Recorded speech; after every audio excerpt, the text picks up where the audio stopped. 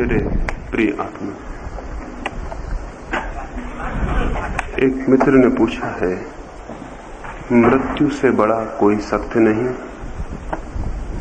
ऐसा मैंने कभी कहा है और फिर ये भी कभी कहा है कि मृत्यु जैसी कोई चीज ही नहीं। इन दोनों में वे पूछते हैं कौन सी बात सच है। इन दोनों में दोनों ही बात सच है। जब मैंने ये कहा कि मृत्यु से बड़ा कोई सत्य नहीं, तो मैं इस बात की तरफ ध्यान दिला रहा हूं कि इस जीवन में जिसे हम जीवन कहते हैं, जिसे हम जीवन समझते हैं, और इस व्यक्तित्व में जिसे मैं कहता हूं, इस व्यक्तित्व में और इस जीवन में मरने की घटना बहुत बड़ा सत्य है।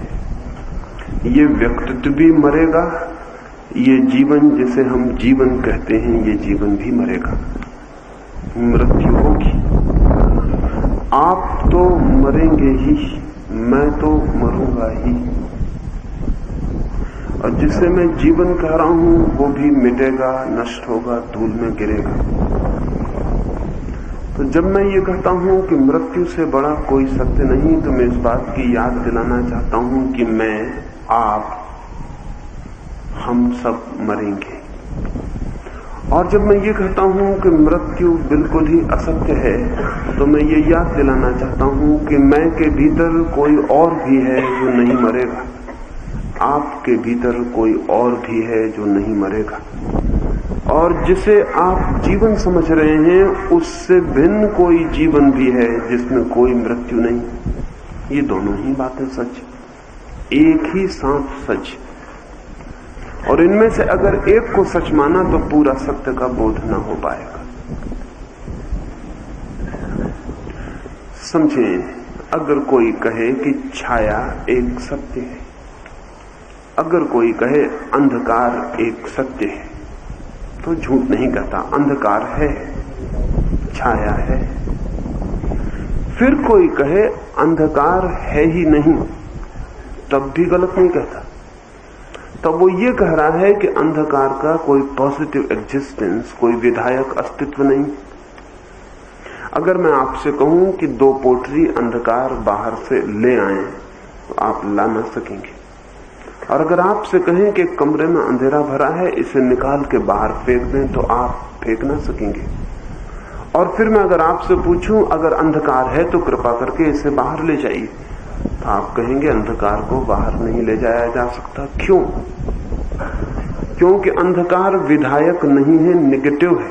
अंधकार केवल प्रकाश की अनुपस्थिति का नाम है।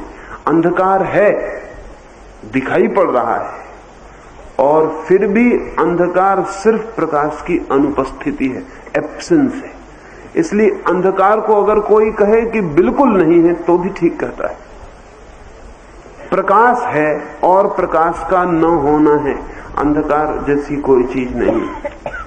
इसलिए हम प्रकाश के साथ कुछ भी कर सकते हैं, अंधकार के साथ कुछ भी नहीं कर सकते। अगर अंधकार को हटाना हो तो प्रकाश को जलाना पड़े, और अगर अंधकार को लाना हो तो प्रकाश को बुझाना पड़े। अंधकार के साथ सीधा कुछ भी नहीं किया जा सकता है। दौड़ते हैं रास्ते पर, पीछे छाया बनती। छाया है, कौन कहेगा नहीं है? दिखाई पड़ती है, पीछे दौड़ती है, भागती है। और फिर भी कहा जा सकता है छाया नहीं है, क्योंकि छाया का कोई अस्तित्व नहीं है। छाया का मतलब केवल इतना है कि हम प्रकाश को रोक लेते हैं, तो जितना प्रकाश हम रोक लेते हैं उतने प्रकाश का पीछे अभाव हो जाता है। इसलिए सूरज जब सिर पे आ जाता है तो छाया बननी बंद हो जाती है, क्योंकि प्रकाश रुकता नहीं। अगर हम एक कांच का आदमी बनाएं तो उसकी छाया न बनेगी, क्योंकि उसके प्रकाश आर पार निकल जाएगा।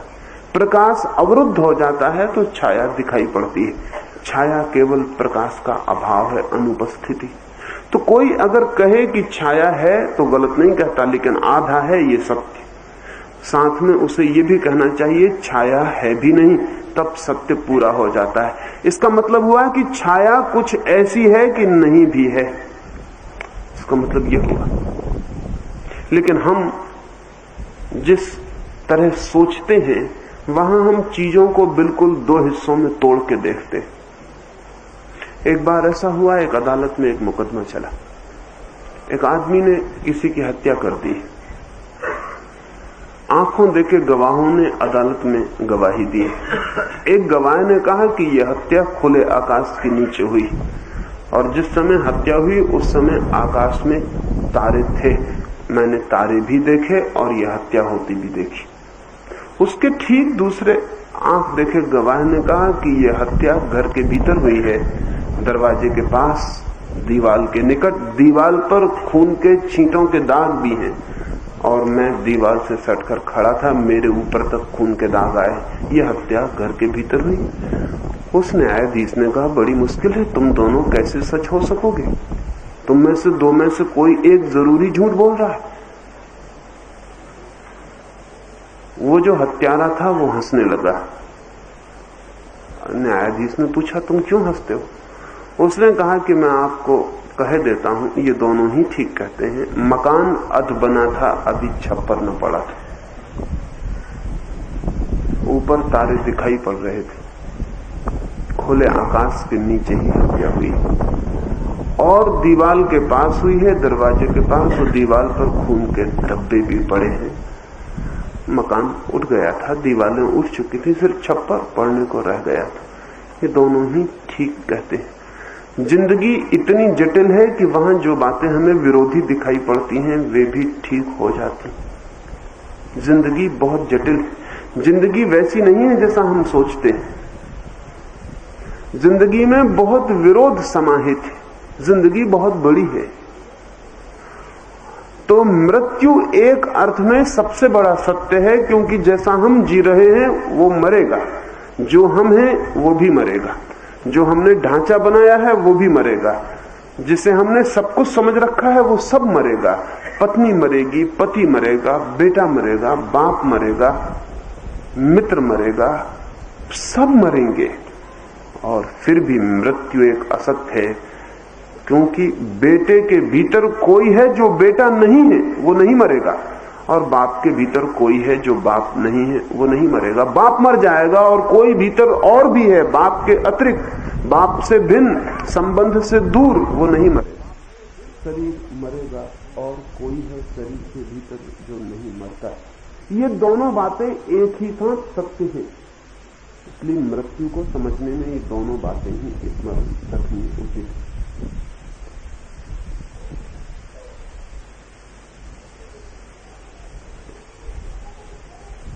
एक और मित्र पूछते हैं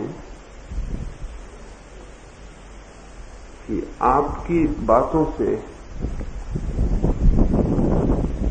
तो जिन चीजों को हम मिटा देना चाहते हैं, जिन जंजीरों को वहम की, सुपरस्टिशन की, अंधविश्वास की जिन जंजीरों को तोड़ देना चाहते हैं, वो और मजबूत हो जाती हैं। आपकी बात से पुनर्जन्म मालूम होता है, प्रेत मालूम होते हैं, देव मालूम होते हैं, आत्मा का आवागमन मालूम होता है। तो फिर जिन अंधविश्वासों को मिटाना है वो तो और मजबूत हो जाएंगे। इसमें दो बातें समझनी चाहिए। पहली तो ये कि अगर बिना किसी बात की खोजबीन किए ही उसे अंधविश्वास मान लिया है तो ये अंधविश्वास से भी बड़ा अंधविश्वास है। ये तो बहुत सुपरस्टिटियस माइंड हुआ, जिसने बिना खोजबीन किए, एक आदमी मानता है कि भूत प्रेत हैं, हम उसे कहते हैं अंधविश्वासी है, और हम मान लेते हैं कि नहीं है और हम बड़े ज्ञानी हो जाते हैं। लेकिन पूछना यह है कि अंधविश्वास का मतलब क्या होता है। जो कहता है कि भूत प्रेत हैं, अगर उसने बिना खोजे मान लिया हो तो वो अंधविश्वास है, और जो कहता है नहीं है, उसने भी अगर बिना खोजे मान लिया हो तो वो भी अंधविश्वास है। अंधविश्वास का मतलब है जो हम नहीं जानते उसको मान लेना। अंधविश्वास का ये मतलब नहीं होता कि जो हमसे विपरीत है वो अंधविश्वासी। ईश्वर को मानने वाला भी अंधविश्वासी हो सकता है, ईश्वर को न मानने वाला भी उतना ही अंधविश्वासी, उतना ही सुपरस्टिशियस हो सकता है। अंधविश्वास की परिभाषा समझ लेनी चाहिए। अंधविश्वास का मतलब है बिना जाने अंधे की तरह जिसने मान लिया हो। रूस के लोग अंधविश्वासी नास्तिक हैं, हिंदुस्तान के लोग अंधविश्वासी आस्तिक हैं, दोनों अंधविश्वासी हैं। न तो रूस के लोगों ने पता लगा लिया है कि ईश्वर नहीं है और तब माना हो, और न हमने पता लगा लिया है कि है और तब माना हो। तो अंधविश्वास सिर्फ आस्तिक का होता है, इस भूल में मत पड़ना, नास्तिक के भी अंधविश्वास होते हैं। बड़ा मजा तो यह है कि साइंटिफिक सुपरस्टिशन जैसी चीज भी होती, वैज्ञानिक अंधविश्वास जैसी चीज भी होती, जो कि बड़ा उल्टा मालूम पड़ता है कि वैज्ञानिक अंधविश्वास कैसे होगा। वैज्ञानिक अंधविश्वास भी होता है। अगर आपने यूक्लिड की ज्योमेट्री के बाबत कुछ पढ़ा है तो आप पढ़ेंगे, बच्चे स्कूल में पढ़ते हैं ज्योमेट्री, तो यूक्लिड कहता है रेखा उस चीज का नाम है जिसमें लंबाई हो, चौड़ाई नहीं। इससे अंधविश्वास की क्या बात हो सकती है? ऐसी कोई रेखा ही नहीं होती जिसमें चौड़ाई ना हो। बच्चे पढ़ते हैं कि बिंदु उसको कहते हैं जिसमें लंबाई चौड़ाई दोनों ना हो, और बड़े से बड़ा वैज्ञानिक भी इसको मान के चलता है कि बिंदु उसे कहते हैं जिसमें लंबाई चौड़ाई ना हो। जिसमें लंबाई चौड़ाई ना हो वो बिंदु हो सकता है। हम सब जानते हैं कि 1 से 9 तक की गिनती होती है, 9 डिजिट होते हैं, 9 अंक होते हैं गणित के। कोई पूछे कि यह अंधविश्वास से ज्यादा है? 9 ही क्यों? कोई वैज्ञानिक दुनिया में नहीं बता सकता कि 9 ही क्यों, 7 क्यों नहीं, 7 से क्या काम में अड़चन आती, 3 क्यों नहीं? ऐसे गणितज्ञ हुए, लिबनिज एक गणितज्ञ हुआ जिसने 3 से ही काम चला लिया। हाँ, उसका ऐसा है कि 1 2 3, फिर आता है 10 11 12 13, फिर आता है 20 21 22 23, बस ऐसा उसकी संख्या चलती, काम चल जाता है, कोई सी अड़चन होती। वो भी गिनती कर लेगा यहां बैठे लोगों की, और वो कहता है कि मेरी गिनती गलत है, तुम्हारी सही, कैसे तुम कहते हो? हम 3 से ही काम चला लेते हैं। वो कहता 9 की जरूरत क्या है? 9 कौन कहता है? आइंस्टीन ने बाद में कहा कि 3 भी फिजूल है, 2 ही से काम चल जाता है। सिर्फ 1 से नहीं चल सकता, बहुत मुश्किल होगी, 2 से भी चल सकता है। 9 डिजिट, 9 आंकड़े होने चाहिए गणित में, ये एक वैज्ञानिक अंधविश्वास है। लेकिन गणितज्ञ भी पकड़े हुए बैठा है कि इतने ही हो सकते हैं आंकड़े, उससे कभी 7 से काम चलेगा तो वो भी मुश्किल में पड़ जाएगा। ये भी मान्यता है, इसमें कुछ और ज्यादा मतलब नहीं है। हजारों चीजें वैज्ञानिक रूप से हम मानते हैं कि ठीक है, वो अंधविश्वास ही होती हैं। तो वैज्ञानिक अंधविश्वास भी होते हैं, और इस युग में तो धार्मिक अंधविश्वास क्षीण होते जा रहे हैं, वैज्ञानिक अंधविश्वास मजबूत होते चले जा रहे हैं। फर्क इतना होता है कि अगर धार्मिक आदमी से पूछो कि भगवान का तुम्हें कैसे पता चला, वो कहेगा गीता में लिखा है।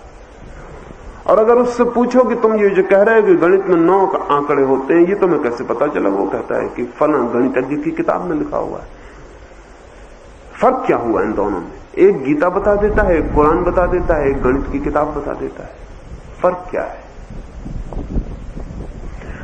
इसका मतलब यह हुआ कि हमें समझ लेना चाहिए अंधविश्वास, सुपरस्टिशन का मतलब क्या है। सुपरस्टिशन का मतलब है कि जिसे हम बिना जाने मान लेते हैं, और हम बहुत सी चीजें मान लेते हैं, और बहुत सी चीजें बिना जाने इंकार कर देते हैं, वे भी अंधविश्वास है। अब समझ लें कि गांव में एक आदमी को भूत लग गया हो तो उस गांव के सभी पढ़े लिखे लोग कहेंगे अंधविश्वास है, सुपरस्टिशन। गैर पढ़े लिखे लोग तो अंधविश्वासी हैं ही, इसको मान के चल जाएं। इसलिए मान के चल जाएं कि हमने उन पर थोप ही दिया है कि वो अंधविश्वासी हैं, क्योंकि वे बेचारे गैर पढ़े लिखे होने की वजह से जो भी मानते हैं उसके लिए दलील देने में असमर्थ है। पढ़े लिखे सारे गांव के लोग कहते हैं कि जो प्रेत लगा हुआ है ये बिल्कुल झूठी बात है, लेकिन उनको पता नहीं है कि अमेरिका में हार्वर्ड यूनिवर्सिटी जैसी विश्वविद्यालय में एक विभाग है जो भूत प्रेत का ही अध्ययन करता है, और उस विभाग ने भूत प्रेतों के चित्र भी लेके प्रस्तावित कर दिए। हमें पता नहीं है कि इस समय दुनिया के कुछ बड़े वैज्ञानिक भूत प्रेत की खोज में इतने तल्लीन हैं और इतने नतीजों पर पहुंचे हैं कि आपको आज नहीं कल पता चलेगा कि पढ़ा लिखा आदमी अंधविश्वासी था, और वो जो अंधविश्वासी था वो जानता तो नहीं था, लेकिन जो कह रहा था वो ठीक ही कह रहा था। अगर आप राइन या ओलिवर लाज की किताबें पढ़ें तो आप दंग रह जाएंगे। ओलिवर लाज नोबेल प्राइज विनर वैज्ञानिक था और जिंदगी भर भूत प्रेतों में संलग्न रहा, और मरते वक्त दस्तावेज कर गया कि विज्ञान के भी सत्य जो मैंने खोजे वे उतने सत्य नहीं हैं जितने भूत प्रेत सत्य हैं।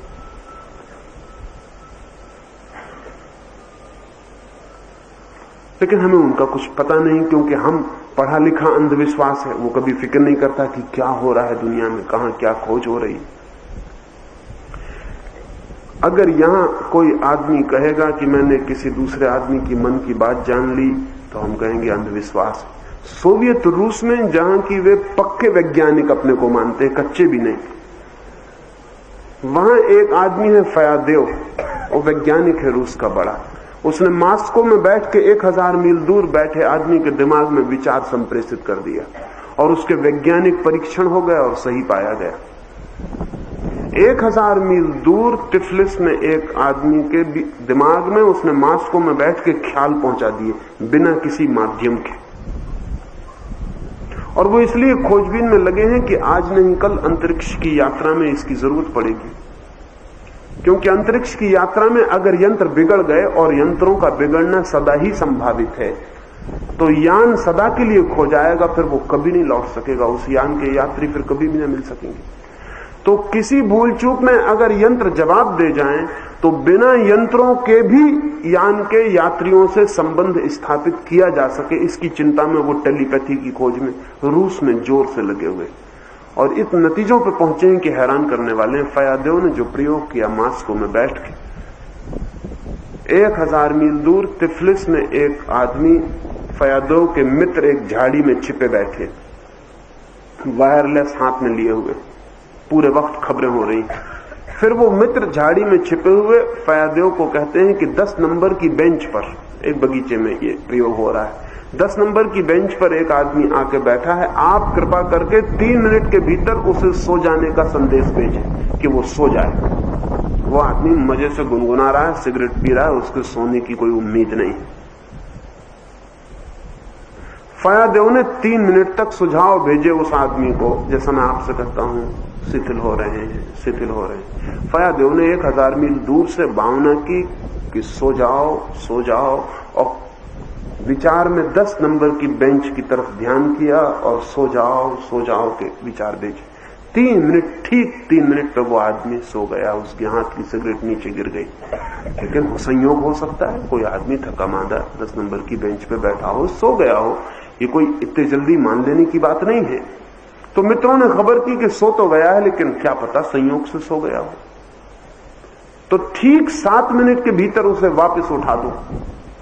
तो फयादेव उसे सुझाव भेजता है, ठीक 7 मिनट तो वो आदमी आंख खोल के उठ के बैठ जाता है। उसको कुछ भी पता नहीं कि क्या हो रहा है, वो तो अपरिचित आदमी है जो बेंच पे आके बैठ गया। वे मित्र उसको घेर लेते हैं और उससे पूछते हैं, आपको कुछ मालूम तो नहीं पड़ा? उसने कहा कि मालूम जरूर पड़ा, मैं बड़ा हैरान हुआ, मैं तो किसी की प्रतीक्षा करने आके बैठा हुआ हूं। अचानक मुझे ऐसा लगा कि जैसे सारा शरीर सोया जा रहा है, मेरे बस के ही बाहर हो गया, मैं सो गया। और फिर ऐसा लगा कि जैसे कोई जोर से कह रहा है, उठाओ उठाओ, ठीक 7 मिनट में उठाओ। मैं कुछ हैरान हूं कि क्या हुआ है। अब इस आदमी को कुछ भी पता नहीं है। विचार संप्रेषण बिना किसी माध्यम के वैज्ञानिक सत्य बन गया है, लेकिन हमारा पढ़ा लिखा आदमी कहेगा कहां की अंधविश्वास की आप बात कर रहे हैं। यानी ये हो सकता है कि दूसरे गांव में आदमी बीमार हो और इस गांव से उसको ठीक किया जा सके, इसमें बहुत कठिनाई नहीं।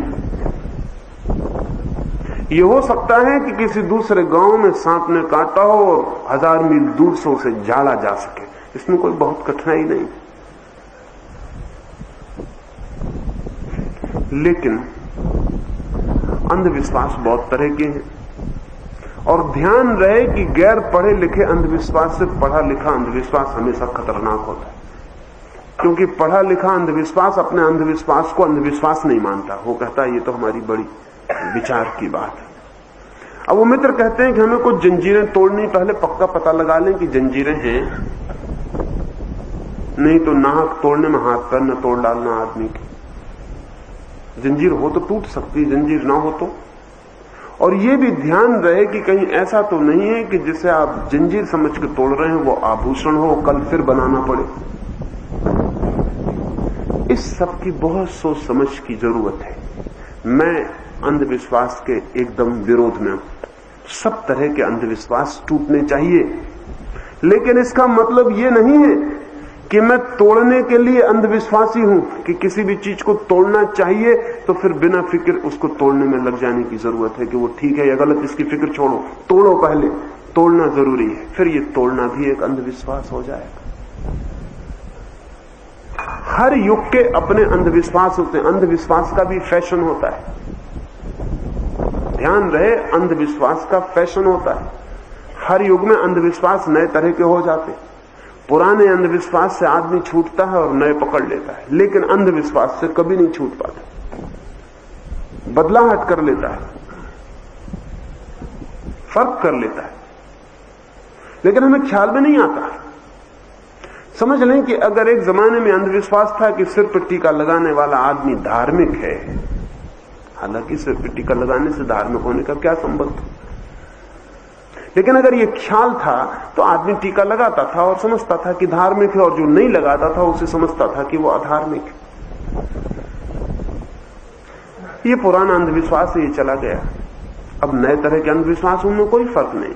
अगर एक आदमी टाई बांधता है तो हम समझते हैं कि प्रतिष्ठित आदमी है, और नहीं बांधता तो समझते हैं अप्रतिष्ठित। ये वही का वही मामला है, इसमें कोई फर्क नहीं। तिलक की जगह टाई आ गई है, पर आदमी वही का वही, इसमें कोई फर्क नहीं। क्या फर्क है? टाई तिलक से बेहतर तो नहीं, बदतर हो भी सकती है।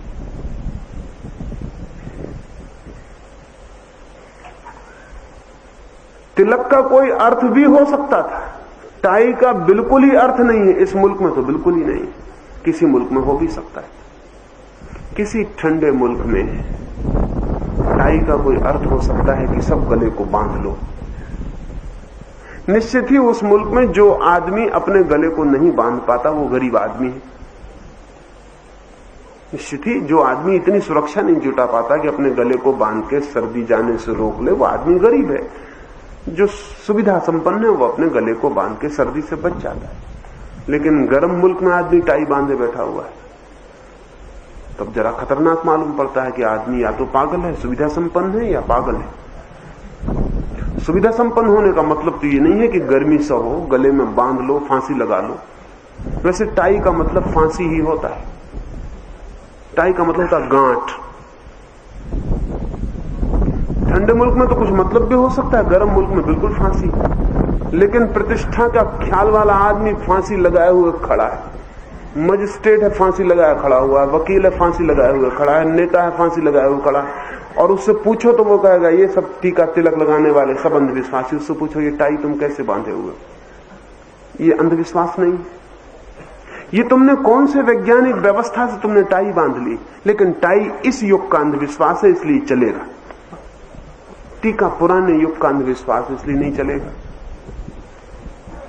जैसा मैंने कहा कि ठंडे मुल्क में अर्थ भी हो सकता है टाई का, और कुछ लोगों को टीका लगाने का भी अर्थ हो सकता है। इसको बिना खोजे अगर हमने एकदम से अंधविश्वास कह दिया तो खतरनाक गलती बात। अब आपने कभी सोचा भी नहीं होगा कि टीका लगाने का क्या मतलब। अधिक लोग तो अंधविश्वास की तरह ही लगाते रहे, लेकिन जिन्होंने पहली दफे लगाया होगा उसमें कुछ साइंस ही थी, कुछ विज्ञान ही था। असल में जहां टीका लगाया जाता है वहां आज्ञा चक्र है, और जो लोग भी थोड़ा ध्यान करते हैं वो स्थल गर्म हो जाता है, और उस पर अगर चंदन लगा दिया जाए तो वो ठंडा हो जाता है। और चंदन उस पर लगाना बहुत वैज्ञानिक प्रक्रिया है, लेकिन वो बात गई, उसके विज्ञान से कोई मतलब नहीं। कोई भी चंदन लगाए हुए चला जा रहा है, जिसे आज्ञा चक्र का न कोई पता है न जिसने कभी ध्यान किया है। वो टाई बांधे हुए गर्म मुल्क में, टाई वैज्ञानिक हो सकती ठंडे मुल्क में, आज्ञा चक्र पर काम करने वाले आदमी को चंदन का टीका भी वैज्ञानिक हो सकता है, क्योंकि चंदन उसे ठंडक देता है और जब कोई ध्यान की प्रक्रिया करता है आज्ञा चक्र पर तो वहां उत्तेजना और गर्मी पैदा हो जाती है। उसको ठंडा करना जरूरी, अन्यथा मस्तिष्क को नुकसान पहुंचेगा। लेकिन अब अगर हम पक्का कर लें कि नहीं टीका मिटा डालना है, तो जो व्यर्थ लगाए हुए उनका तो मिटाएंगे ही हम, लेकिन जो बेचारा अपने किसी काम से लगाए हुए उसका भी पहुंच डालेंगे। नहीं पहुंचेगा तो कहेंगे अंधविश्वासी। तो मैं ये कह रहा हूं कि अंधविश्वास कोई ऐसी सुनिश्चित चीज नहीं है कि आपने पक्का कर लिया कि ये रहा अंधविश्वास। असल में एक ही चीज किसी स्थिति में अंधविश्वास हो सकती है और किसी स्थिति में वैज्ञानिक हो सकती है, और एक ही चीज किसी स्थिति में वैज्ञानिक मालूम पड़े, ठीक दूसरी स्थिति में अवैज्ञानिक हो सकती है। अब जैसे कि तिब्बत में वर्ष में एक दिन नहाने का नियम है और बिल्कुल वैज्ञानिक है। वर्ष में एक दिन नहाना तिब्बत में बिल्कुल वैज्ञानिक है, क्योंकि तिब्बत में ना तो धूल होती और ना पसीना होता, जिसकी वजह से नहाने की जरूरत पड़ती है। पसीना ही नहीं होता, धूल भी नहीं होती, तो रोज नहाना सिर्फ नुकसान पहुंचाना है शरीर को, क्योंकि नहाने से इतनी शरीर की गर्मी निकल जाती है कि तिब्बत जैसे मुल्क में उतनी गर्मी शरीर से खोना महंगा है। उसको पूरा कहां से करोगे, उतनी गर्मी लाओगे कहां से फिर। तिब्बत में उघाड़े रहना बहुत महंगा है। अगर एक आदमी उघाड़ा रहे दिन भर तो उसे 40% ज्यादा भोजन की जरूरत पड़ती है, क्योंकि उतनी गर्मी उसकी, उतनी कैलोरी गर्मी शरीर से निकल जाती है। तो हिंदुस्तान जैसे मुल्क में कोई आदमी उघाड़ा रहे तो त्यागी मालूम पड़ता है, महावीर समझदार आदमी है, उघाड़े रहते, क्योंकि हिंदुस्तान जैसे गर्म देश में जितनी गर्मी शरीर से बाहर निकल जाए उतना शीतल हो जाता है भीतर। लेकिन अगर कोई महावीर का अनुयायी जाके तिब्बत में नंगा खड़ा हो जाए तो निपट पागल खाने में भर्ती करने के योग्य, क्योंकि वहां वो बात बिल्कुल अवैज्ञानिक हो गई, मूढ़तापूर्ण हो गई। लेकिन ऐसे ही होता है, तिब्बती लामा हिंदुस्तान आता है तो यहां भी नहीं नहाता। मैं तिब्बती लामाओं के पास बुद्ध गया में ठहरा था, इतनी बदबू देते हैं कि बड़ी घबराने वाली। मैंने उनसे पूछा कि कर क्या रहे, उन्होंने कहा हमारा तो एक ही दफे नहाने का। तब मैं ये कहता हूं कि क्या अंधविश्वास, क्या विज्ञान। तिब्बत में विज्ञान है, यहां अंधविश्वास है। वो यहां बदबू छोड़ रहे हैं क्योंकि उन्हें पता ही नहीं कि यहां तो इतना पसीना आ रहा है, इतनी धूल आ रही। हमें ख्याल ही नहीं होता कि कुछ मुल्क हैं जहां धूल होती नहीं। खुर्शीव जब पहली दफा हिंदुस्तान आया और जब आगरा ताजमहल देखने गया तो 20 सड़क पर कार रुकवा ली उसने, क्योंकि जोर से गुब्बारा उड़ रहा है धूल का, और वो नीचे उतर के धूल में खड़ा हो गया। और उसने कहा कि धन्य मेरे भाग्य, मैंने ऐसा अनुभव कभी भी नहीं किया था। अब धूल में हम ऐसा कभी अनुभव न करेंगे कि धन्य मेरे भाग्य। लेकिन जहां से वो आता है वहां बर्फ जमी होती है, वहां धूल नहीं होती, तो उसके लिए बड़ा ही अद्भुत अनुभव जैसा हमको बर्फ में हो जाता है। जब हम हिमालय पर जाते हैं तो बर्फ पे चलने में कैसा अद्भुत आनंद मालूम होता है। तो युग है, परिस्थिति है, प्रयोजन है, उन सब की खोजबीन किए बिना किसी चीज को जंजीर मान के तोड़ने में मत लग जाना। और वैज्ञानिक बुद्धि में उसको कहता हूं जो हमेशा हेजिटेट करता है। वैज्ञानिक बुद्धि का आदमी बहुत जल्दी निर्णय नहीं लेता कि ये गलत, ये सही, इतनी जल्दी निर्णय नहीं लेता। वो हमेशा ये कहता है शायद ये सही भी हो सकती, मैं और खोजूं, मैं और खोजूं, मैं और खोजूं। और वो अंतिम क्षण तक भी आखिरी निर्णय नहीं लेता कि फाइनली कह दे, अंतिम निर्णय कह दे कि ये गलत, इसको तोड़ डालो। क्योंकि जीवन इतना रहस्यपूर्ण है कि कुछ भी नहीं कहा जा सकता। हम इतना ही कह सकते हैं कि इतना हम अभी तक जानते हैं, उसकी वजह से ये हमें अभी गलत मालूम पड़ता है, इतना ही। वैज्ञानिक बुद्धि का आदमी ये कहेगा कि जो अब तक जानकारी है उसको देखते हुए ये बात ठीक मालूम नहीं पड़ती, लेकिन जानकारी कल बढ़ जाए तो ये ठीक भी हो सकती है। जो आज ठीक है वो कल गलत हो सकता है। वैज्ञानिक बुद्धि का आदमी जल्दी से निर्णय नहीं लेता कि ये गलत है और ये सही है। वो हमेशा जिज्ञासु, विनम्र, हम्बल और खोज में संलग्न होता है।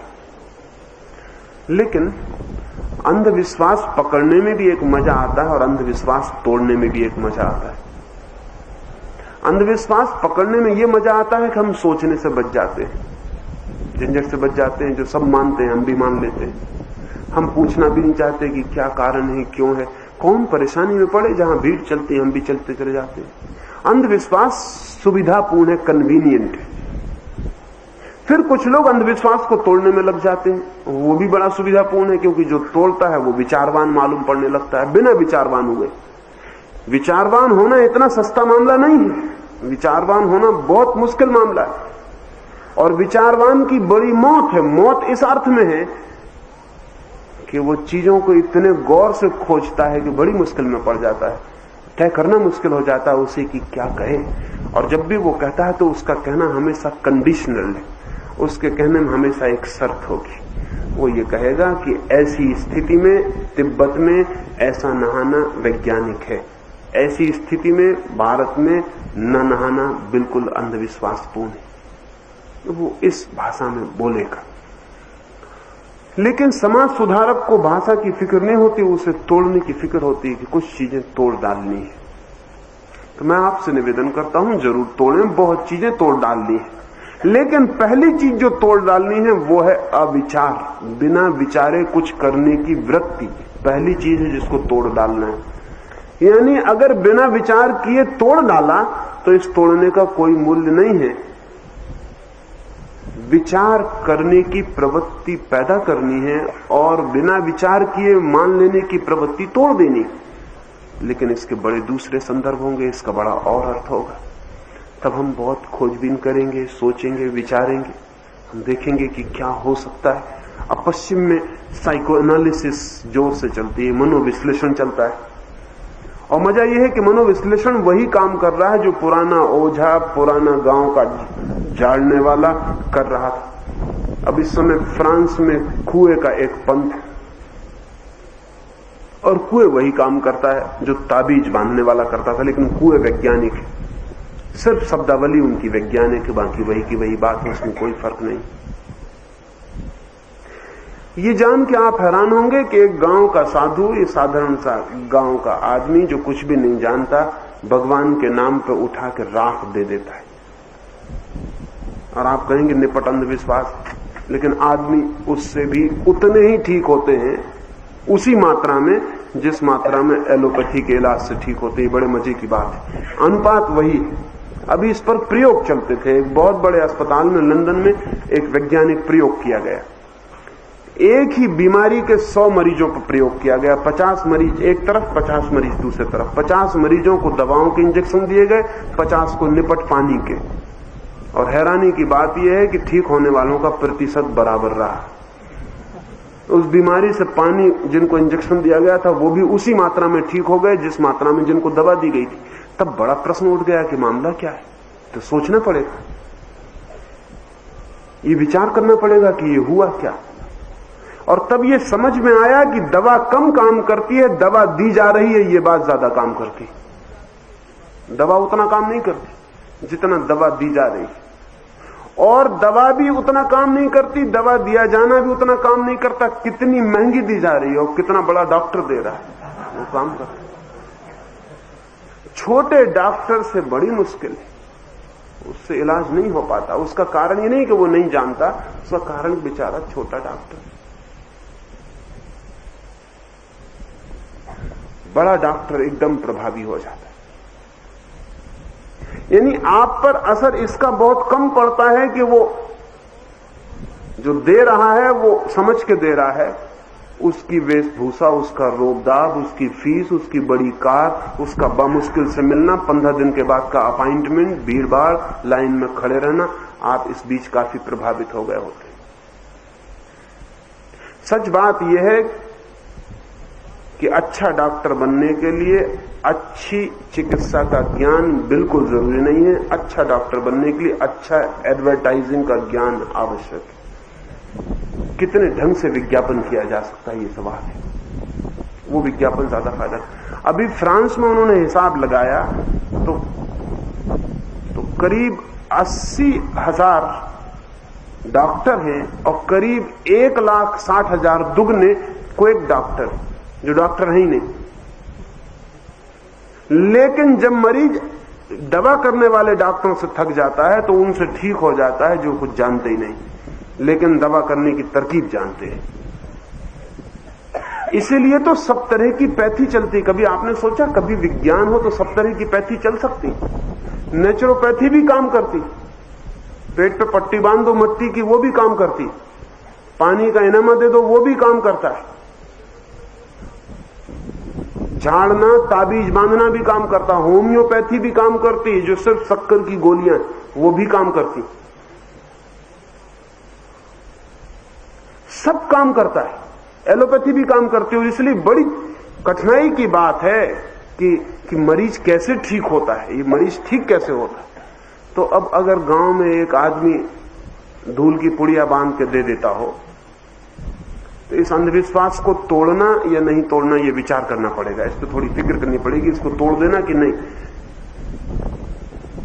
क्योंकि वो जो आदमी गले में स्टेथोस्कोप टांग के और कार पे आके खड़ा हुआ है वो आदमी भी विज्ञान से कम ठीक कर पा रहा है, वो भी मैजिकल प्रभाव है उसकी कार का, स्टेथोस्कोप का। मैं एक डॉक्टर को जानता हूं, एक डॉक्टर को जो बिल्कुल भी किसी विश्वविद्यालय से उनको कोई डिग्री नहीं, लेकिन मैंने कई मरीजों को जिनको मैंने उनके पास भेजा निश्चित ठीक होते पाया, जबकि कोई डॉक्टर उनको ठीक नहीं कर पाया, क्योंकि वो आदमी बहुत कुशल है, वो आदमी को समझने में बहुत कुशल है और वो असली डॉक्टरी वही है। अगर आप उसके अस्पताल में चिकित्सा के लिए जाएंगे तो आपका निदान, आपकी डायग्नोसिस इस ढंग से की जाएगी कि पहले तो निदान में ही आप आधे ठीक हो जाएंगे। वो स्टेथोस्कोप से जांच नहीं करता आदमी की छाती की, वो डॉक्टर बहुत होशियार है, वो स्टेथोस्कोप से जांच नहीं करता, उससे तो कोई भी डॉक्टर करता है। उसने स्टेथोस्कोप की जगह एक बड़ी टेबल बना रखी, बड़ा गंभीर कमरा है, उस गंभीर कमरे में टेबल पर लेटाता है और स्टेथोस्कोप जैसी चीज उसने लगा रखी है और उसके ऊपर 2 नलियों में, बड़ी लंबी नलियों में रंग भरा हुआ पानी लगा रखा है। वो जब यहां हृदय की छाती धड़कती तो उन नलियों में पानी छलांग लगाता है और वो मरीज उसको देखता रहता है। वो समझता है कि कोई बड़े डॉक्टर के पास आना हुआ है, ऐसा डॉक्टर अभी तक नहीं देखा। स्टेथोस्कोप ही है वो, लेकिन वो उसको ऐसे कान में लगा के जांच नहीं करता, वो उन नलियों में उसकी पानी को उचकने को देखता है और तब वो मरीज जानता है कि कोई साधारण आदमी नहीं। आपको पता है एलोपैथी का डॉक्टर दवाइयों का नाम इस तरह घसीट के लिखता है कि आप पढ़ ना पाए। उसका कारण, अगर आप पढ़ लें तो शायद आप समझे इसमें तो कुछ भी नहीं, ये तो 2 पैसे के हम भी खरीद लेते हैं। इसलिए उसको इस ढंग से लिखना पड़ता है, लिखने की तरकीब बतानी पड़ती है कि कोई समझ ना पाए। सच तो यह है कि जिस डॉक्टर से आप लिखवा के लाए हैं, अगर दोबारा चिट्ठी उसके पास ले जाएं तो वो ठीक से पढ़ नहीं सकता उसने लिखा क्या है। और दूसरी मजे की बात यह है कि जितनी भी दवाइयों के नाम है वो लैटिन और ग्रीक में रखने पड़ते हैं। उसका कारण यह है कि अगर वो लिख दे साधारण अंग्रेजी में या हिंदी में या गुजराती में तो आप कभी भी 10 रुपए का इंजेक्शन, 15 रुपए का इंजेक्शन लगवाने को राजी नहीं होंगे, क्योंकि उसमें लिखा हुआ अजवाइन। तो आप कहेंगे अजवाइन का इंजेक्शन 10 रुपए का, आप कह क्या रहे हैं? लेकिन लिखा है लैटिन और ग्रीक में, जिससे आप कुछ भी नहीं समझते कि मामला क्या है। वो आपके लिए ये सब मैजिकल तरकीबें हैं, ये सब वही बात है जो वो गांव का आदमी राख दे रहा है। लेकिन अगर गांव का आदमी राख देते वक्त साधारण आदमी है तो असर नहीं करेगा। अगर उसने गेरुए वस्त्र पहने रखे हैं तो ज्यादा असर करेगा, गेरुआ वस्त्र असर ज्यादा करेगा।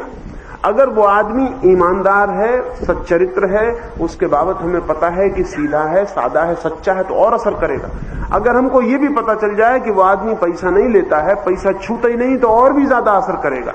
ये राख असर नहीं कर रही, दूसरी चीजें असर कर रही हैं, और इन असर को मिटाना कि नहीं ये सोचने जैसी बात है, क्योंकि इसको एक तरफ से मिटाओ तो दूसरी तरफ से फिर व्यवस्थित करना पड़ता है, ये मिटता नहीं। तो आदमी को विचारपूर्ण बनाने की जरूरत है ताकि वो अविचार से बीमार ही ना हो, वो ऐसी बीमारियां ना बुलाए जो झूठी हैं। जब तक झूठी बीमारियां आती रहेंगी तब तक झूठे डॉक्टर को पैदा होना पड़ेगा। पुराने को मिटाओगे, नए को पैदा होना, नए को मिटाओगे और नए को पैदा होना पड़ेगा। इतने तरह की चिकित्साएं हैं दुनिया में, लेकिन कोई निर्णय नहीं हो पाता कि कौन ठीक है, क्योंकि वो सभी ठीक करती हैं और सब दावेदार हैं कि हम ठीक करते हैं। और उनके दावे में गलती नहीं, वो सब ठीक करती ही हैं। ये जितना मनुष्य के मन को समझने की कोशिश की जाती है उतना पता चलता है कि मनुष्य के मन में कहीं रोग है, और जब तक मनुष्य के मन में रोग है तब तक उसके आसपास उस रोग को मिटाने के लिए उतने ही झूठे उपाय भी जारी रहेंगे। इसलिए मेरा ध्यान उपाय तोड़ने पर कम है, मेरा ध्यान आदमी के मन का रोग विलीन हो जाए इस पर ज्यादा है। अगर आदमी का रोग विलीन हो जाए मन का, अगर वहां वो जाग जाए, विवेकपूर्ण हो जाए, तो जो चारों तरफ उपद्रव घिर जाता है वो घिरेगा नहीं। ऐसा नहीं है कि गांव में कोई आदमी राख बांटता है इसलिए आप लेने जाते, नहीं। ऐसा है कि आप राख लेने को उत्सुक हैं इसलिए किसी आदमी को बांटनी पड़ती है। ये सवाल ऐसा नहीं है, इसको इस तरफ से मत लेना आप। ऐसा नहीं है कि कोई आदमी नेता आपका बन जाता है ना, आप बिना नेता के एक क्षण नहीं रह सकते, इसलिए किसी को नेता बन जाना पड़ता है। और एक नेता को हटाओ तो आप दूसरे को बना लोगे, दूसरे को हटाओ तीसरे को बना लोगे। असल में जब आप एक को हटाओगे तो पहले पक्का कर लोगे कि दूसरा किसको बनाना। और इसलिए दुनिया भर के नेता इस बात को जानते हैं कि विरोधी पार्टियां बना के खड़े रहो। जब एक नेता से जनता उब जाए तब वो दूसरे को अपने आप बनाएगी, जब वो उससे उब जाए तो फिर पहले को बनाएगी। इसलिए सारी दुनिया में दो पार्टियों की चालबाजी चलती है, वो सब चालबाजी, वो सब एक जैसे लोग हैं। मैंने सुना है कि पिछले चुनाव में, मैं रायपुर गया, एक मित्र हार गए चुनाव, वो पहले एमपी थे, और मेरे एक दूसरे मित्र जीत गए, वो बिल्कुल नए नए रायपुर गए थे। तो मैंने अपने पुराने मित्र को पूछा कि बड़े आश्चर्य की बात है, तुम तो जन्मों से यहां रह रहे हो और तुम पिछले 2-3 बार से एमपी थे, तुम हार क्यों गए? और एक बिल्कुल अपरिचित आदमी गांव में आके जीत कैसे गया? उन्होंने कहा कि मामला बिल्कुल साफ, लोग मुझसे परिचित हो गए हैं, उससे परिचित नहीं। परिचित हो जाने दो, घबराइए मत, वो भी हारेगा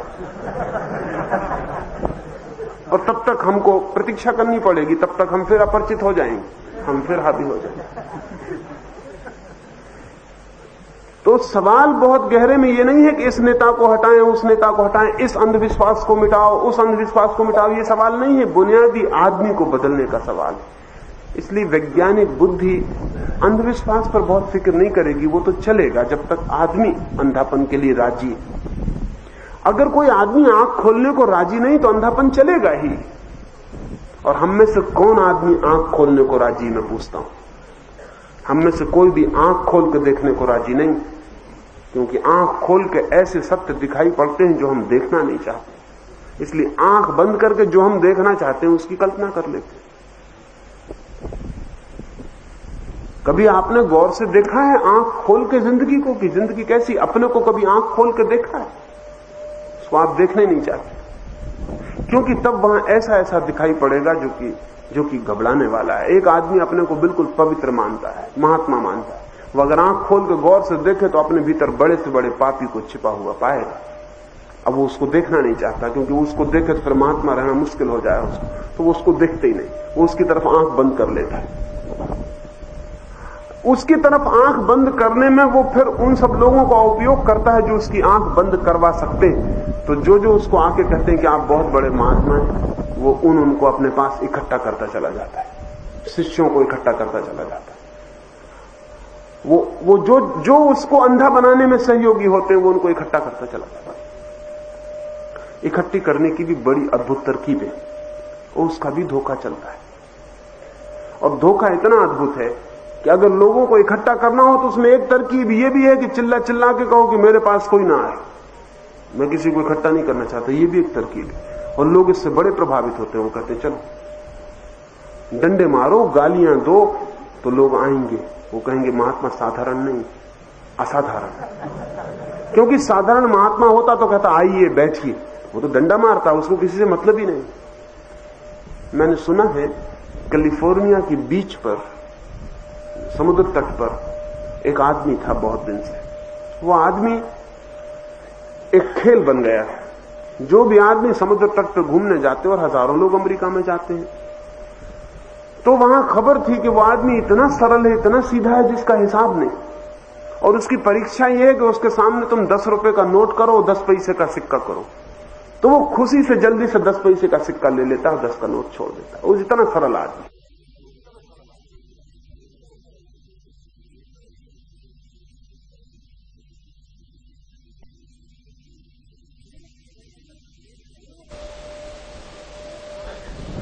एक आदमी 5-6 दफा वहां गया था उस बीच पर, और उसने देखा कि उस आदमी के पास दिन भर भीड़ लगी रहती है, लोग यही खेल करते रहते हैं। उससे कहते हैं, बाबा क्या चाहिए, ये लेते हो कि ये? वो जल्दी 10 का पैसा ले लेता। वो कहता है, ये बहुत अच्छा, ये चमकदार है। तो उसको बड़ा सीधा आदमी मानते हैं। उस आदमी ने कहा, 20 साल हो गए इस आदमी को यही काम करते हुए, अब तक ये पहचान ना पाया होगा कि 10 का नोट। हद हो गई, इतनी सरलता भी मुश्किल मालूम होती। तो उसके पास जब सांझ को कोई न रहा तो उसके पास गया और उसने पूछा कि आश्चर्य, मैं 20 साल से देख रहा हूं आपको, ये खेल चल रहा है, आप अभी तक 10 का नोट नहीं पहचान पाए? उसने कहा, वो हम पहले दिन से पहचानते हैं, लेकिन उसको पहचाना कि खेल बंद।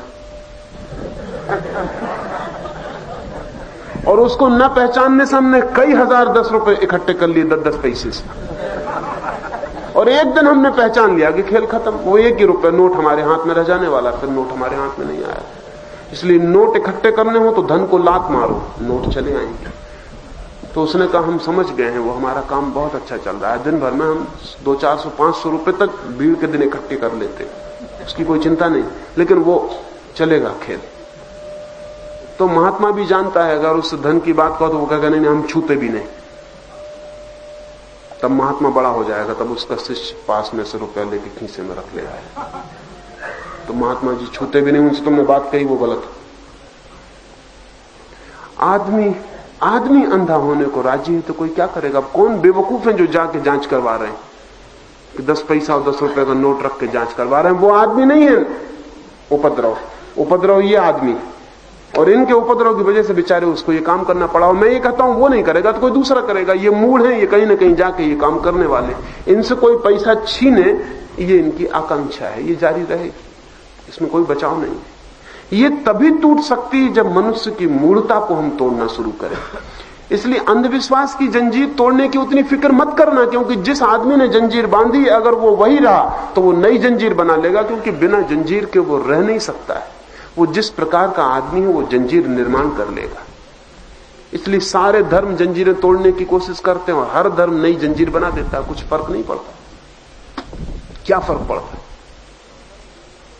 इतने धर्म दुनिया में आए, वो सब सुधारक की तरह आते हैं और वो कहते हैं कि हम सब अंधविश्वास मिटा डालना चाहते हैं। मिटाइए। सब अंधविश्वास मिटाने में सिर्फ इतने होता है, कुछ मिटता नहीं। हाँ, कुछ लोगों जो पुराने अंधविश्वास से उब गए होते हैं वो बदल कर लेते हैं, वो नया अंधविश्वास पकड़ लेते, वो इसको पकड़ लेते और बड़े खुश हो जाते हैं कि हमने बदलाहट कर ली, क्योंकि नया अंधविश्वास पकड़ लिया। असल में जो आदमी विचारवान है वो पकड़ता ही नहीं है अंधविश्वास, क्या वो विश्वास भी नहीं पकड़ता।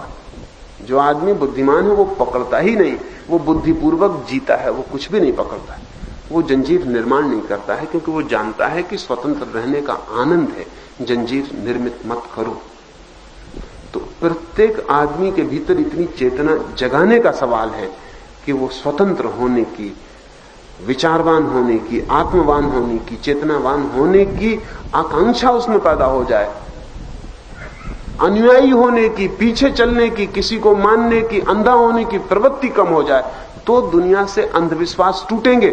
लेकिन तब ऐसा नहीं कि इस तरह के अंधविश्वास टूटेंगे और उस तरह के बच जाएंगे, सब टूटेंगे, एक साथ विदा होंगे, नहीं तो कभी विदा नहीं होंगे।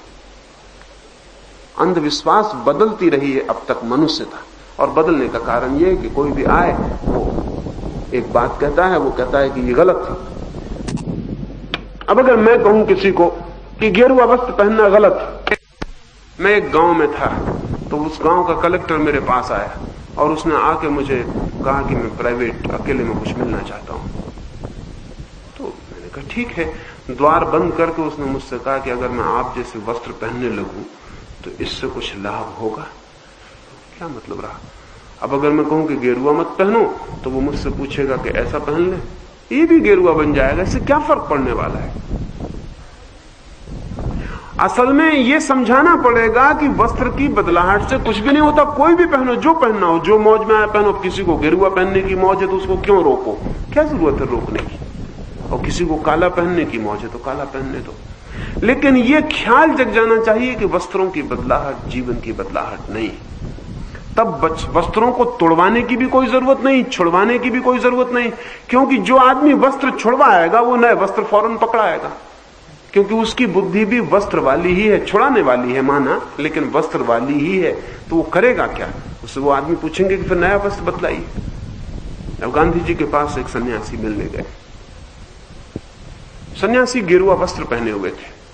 तो गांधी जी से उन्होंने जाके कहा कि मैं कुछ सेवा करना चाहता हूं, मुझे कुछ सेवा करनी है, आपकी बातें मुझे ठीक लगती हैं। तो गांधी जी ने एक बड़ी मार्के की बात उससे कही कि वो तो ठीक है, लेकिन पहले गेरुए वस्त्र छोड़ दो, क्योंकि अगर सेवा करनी है तो गेरुए वस्त्र सेवा न करने देंगे, क्योंकि लोग गेरुए वस्त्र की सेवा करते हैं, उससे करवाते नहीं है। तो तुम गेरुए वस्त्र छोड़ दो। अभी बात बिल्कुल ठीक मालूम पड़ी, लेकिन गेरुए वस्त्र छुड़वा तो उन्होंने उसको खादी पहना दी। अब खादी वाले वही कर रहे हैं जो गेरुआ वस्त्र वालों ने कभी भी नहीं किया। मैं ये पूछ रहा हूं अब क्या फर्क पड़ गया?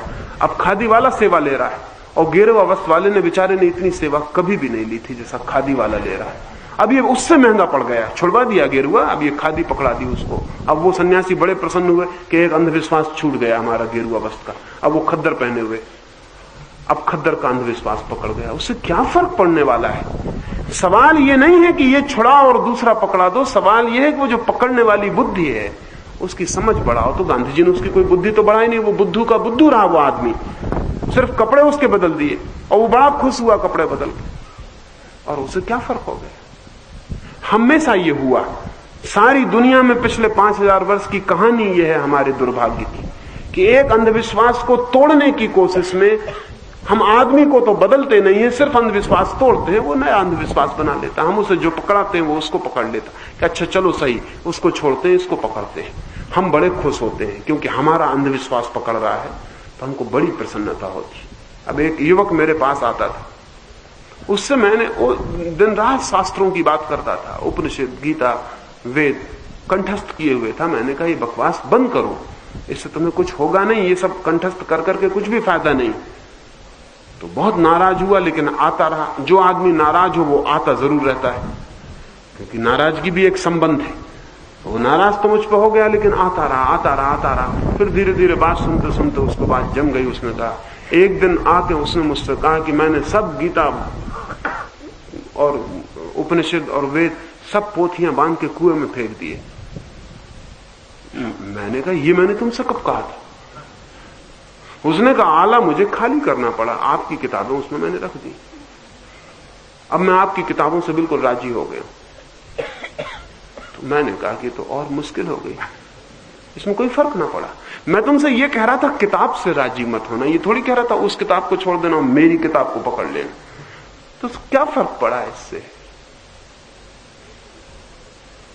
लेकिन गुरु बड़े प्रसन्न होते हैं, उनके मार्ग का अगर अंधविश्वास पकड़ा जाए तो वो प्रसन्न हो जाते हैं। इसलिए अंधविश्वास बदलते जाते हैं, आदमी अंधविश्वासी ही बना रहता है। तो मैंने उससे कहा कि इन किताबों को भी फेंकाओ उसी कुएं में। उसने कहा ये कैसे हो सकता, ये कभी नहीं हो सकता। तो फिर मैंने कहा बात वही की वही हो गई। अब ये तुम्हारी गीता बन गई। तो कृष्ण बेचारे की गीता क्या खराब थी? पकड़ नहीं था तो अच्छी थी, काम देती थी। मेरी किताब से तो ज्यादा ही मोटी थी, अच्छा वजन भी देती थी, छाती पे सिर पे भी ज्यादा बोझ देती थी। क्या फर्क पड़ गया? कृष्ण का क्या कसूर था? मैंने कब कहा था ये कि कृष्ण का कोई कसूर है? ये निरंतर हुआ और ये निरंतर जारी है। होता सिर्फ इतना ही है कि आदमी वही का वही रह जाता है, सिर्फ उसके हाथ के खिलौने बदल जाते हैं। हाँ, मेरा खिलौना पकड़ ले तो मुझे बड़ी खुशी हो जाती है, मैं बड़ा प्रसन्न हो गया कि चलो अच्छा हुआ बहुत, देखो मेरी बात पकड़ ली। मेरे अहंकार को बड़ी तृप्ति हो गई कि कृष्ण से ज्यादा मुझको मानने लगा। लेकिन इससे कोई मनुष्यता बदलने वाली नहीं, इससे मनुष्यता का कोई हित नहीं होता है, हित हो ही नहीं सकता है। ऐसे हमें तो मनुष्य के भीतर से उसकी पकड़ टूट जाए, उसकी क्लिंगिंग टूट जाए, वो अंधापन टूट जाए, उसकी ब्लाइंडनेस टूट जाए, इसकी फिक्र करनी चाहिए। तो मैं मित्र से निवेदन करूंगा, अंधविश्वास मत तोड़ने जाइए। अंधविश्वासी चित्त, वो जो सुपरस्टिटियस माइंड है, सुपरस्टिशंस नहीं, सुपरस्टिटियस माइंड, वो जो चित्त है जिससे अंधविश्वास पैदा होते हैं, उस चित्त को बदलने का प्रयोग करिए तो अच्छा आदमी पैदा हो सकता है। लेकिन उसके लिए बड़ी मेहनत करनी पड़ेगी। वो सस्ता काम नहीं है, साधारण काम नहीं है। उसके लिए बड़ा वैज्ञानिक विचार चाहिए। उसके लिए इतने जल्दी से इंकार मत कर देना कि भूत नहीं है, प्रेत नहीं है। जितने आप हैं उससे कहीं ज्यादा सत्यतर वे हैं। उनके होने में कोई असत्य नहीं है, लेकिन खोजना पड़ेगा। और कई बार ऐसा भी होता है कि भूत से डरने वाले लोग भी कहने लगते हैं कि नहीं, भूत नहीं। इसका कारण कुछ ऐसा नहीं होता है कि वो कोई बड़े ज्ञान को उपलब्ध हो गए हैं। इसका कुल कारण इतना होता है कि उनका विश फुलफिलमेंट है। वो चाहते नहीं कि भूत हो, क्योंकि अगर भूत है तो बड़ी मुश्किल हो जाएगी, फिर अंधेरी गली में से निकलना एक मुश्किल का सवाल हो जाएगा। तो वो दोहरा रहे हैं, चिल्ला रहे हैं कि बिल्कुल नहीं, ये अंधविश्वास है, हम इसको तोड़ डालेंगे अंधविश्वास को। वो असल में ये कह रहे हैं कि हम बहुत डरते हैं, अगर भूत हुए तो बड़ी मुश्किल हो जाएगी, होने नहीं चाहिए, हो नहीं सकते, इसका मतलब होने नहीं चाहिए। तो ये इस चित्त से थोड़ी टूट जाएगा। अगर भूत है तो है, चाहे कोई माने और चाहे कोई न माने, इससे कोई फर्क नहीं पड़ता। जो है वो है, और जो है उचित है कि उसकी खोज कर ली जाए, क्योंकि जो है उससे हमारा कोई न कोई संबंध है, उससे हम संबंधित हैं ही, उससे हमारा संबंध होगा ही। तो उचित है कि हम समझ लें, पहचान लें, खोज लें, और उससे संबंध के रास्ते खोज लें, और उससे व्यवहार का उपाय खोज लें कि क्या करें। ये इतना सरल नहीं है मामला। ये जो खाली जगह दिखाई पड़ती है आपके बीच में, जरूरी नहीं कि खाली हो, अगर कोई बैठा हो सकता है, आपको ना दिखाई पड़े ये दूसरी बात, लेकिन डर लग सकता है कि खाली जगह में कोई बैठा तो नहीं, इसलिए तो खाली जगह नहीं छोड़ते, बिल्कुल सट के बैठते। कोई खाली जगह का हमेशा डर होता है, इसलिए कमरे को फर्नीचर से भर लेते हैं, सब तरह से कैलेंडर, फोटो, भगवान सब भर लेते हैं, खाली न रह जाए। खाली जगह में डर लगता है, खाली मकान में डर लगता है, आदमियों से भरते हैं, आदमियों के सामान से भरते हैं, सब तरह से भर लेते हैं, खाली जगह न रह जाए। लेकिन फिर भी बहुत खाली जगह है, और वो खाली जगह एकदम खाली नहीं, और उसका अपना विज्ञान है। अगर उस दिशा में काम करना हो तो उस दिशा में काम किया जा सकता है। उसका अपना विज्ञान है, उसके अपने सूत्र हैं, उस पर काम करने की अपनी साइंस है, उस पर बराबर काम किया जा सकता है। लेकिन काम करने के पहले ना तो यह कहना कि है और ना यह कहना कि नहीं है, ये कहना ही मत। अच्छा है अपने जजमेंट को सस्पेंड रखना, अपने निर्णय को अभी ठहरे रहने देना, कहना भाई मुझे पता नहीं है। ये तो वैज्ञानिक बुद्धि का लक्षण होगा कि कोई आपसे पूछे कि प्रेत हैं तो आप कह सकें मुझे पता नहीं, क्योंकि मैं इस खोज में नहीं गया और अभी मैं अपनी खोज नहीं कर पा रहा, प्रेतों की खोज कैसे करूं, अभी अपनी ही पता नहीं चल पाता है। लेकिन जल्दी से जवाब मत दे देना कि हां या ना। जो आदमी जल्दी से जवाब देता है वो अंधविश्वासी होता है। सोचना, खोजना, असल में विचारवान आदमी बहुत मुश्किल से जवाब देगा। आइंस्टीन से किसी ने पूछा था एक बार कि एक वैज्ञानिक और एक अंधविश्वासी आदमी में आप क्या फर्क मानते हैं? तो आइंस्टीन ने कहा अगर 100 सवाल अंधविश्वासी से पूछो तो वो 101 जवाब देने की तैयारी दिखलाएगा, और वैज्ञानिक से अगर 100 सवाल पूछो तो वो 98 के लिए तो कह देगा कि मैं बिल्कुल नहीं जानता, 2 के लिए कहेगा थोड़ा सा जानता हूं, लेकिन वो जानना अंतिम नहीं है, अल्टीमेट नहीं है, वो कल बदल सकता है। ध्यान रहे, वैज्ञानिक चित्त ही एकमात्र सरल चित्त है, अंधविश्वासी चित्त सरल नहीं है। दिखाई उल्टा पड़ता है, दिखाई ऐसा पड़ता है कि अंधविश्वासी बड़ा सरल है, बहुत जटिल है और बहुत चालाक है, सरल नहीं है। बड़ी चालाकी तो वो ये कर रहा है कि जिन चीजों का उसे पता ही नहीं है उनके संबंध में हां भर रहा है। दरवाजे के सामने पड़े हुए पत्थर का पता नहीं है कि ये क्या है, और परमात्मा के संबंध में छुरेबाजी कर देगा कि हमारा परमात्मा ठीक है, तुम्हारा गलत है। और अभी पत्थर क्या है ये भी बता नहीं सकता,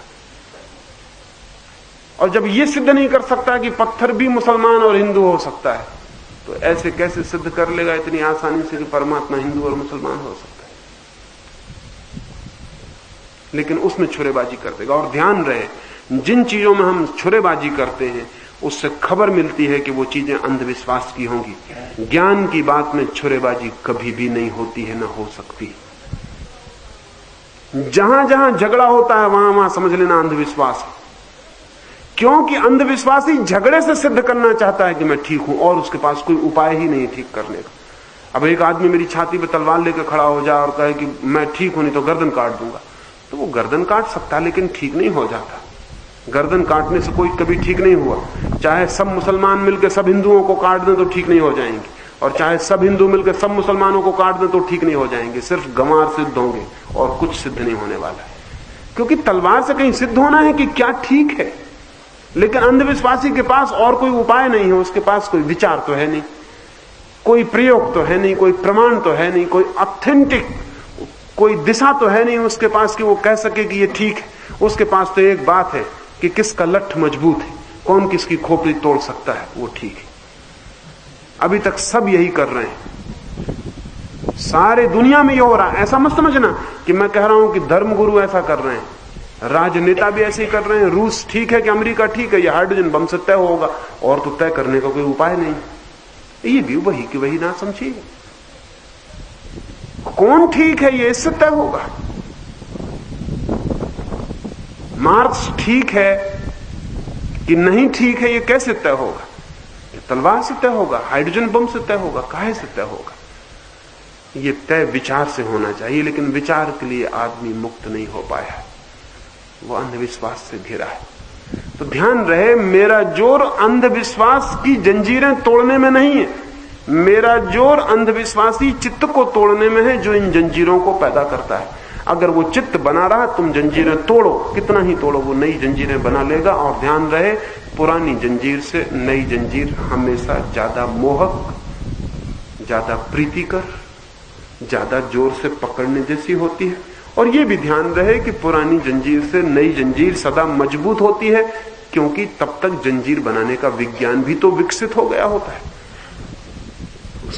उसका विकास हो गया होता है। तो पुरानी जंजीर उतनी मजबूत नहीं होती, जरा जीर्ण हो जाती, नई जंजीर मजबूत हो जाती। कई बार मैं ऐसा सोचता हूं कि जो लोग अंधविश्वास तोड़ने का धंधा करते हैं, वो लोग सिर्फ जराजीर्ण अंधविश्वासों की जगह मजबूत अंधविश्वासों को परिपूरक सब्स्टिट्यूट कर पाते हैं और कुछ भी नहीं कर पाते।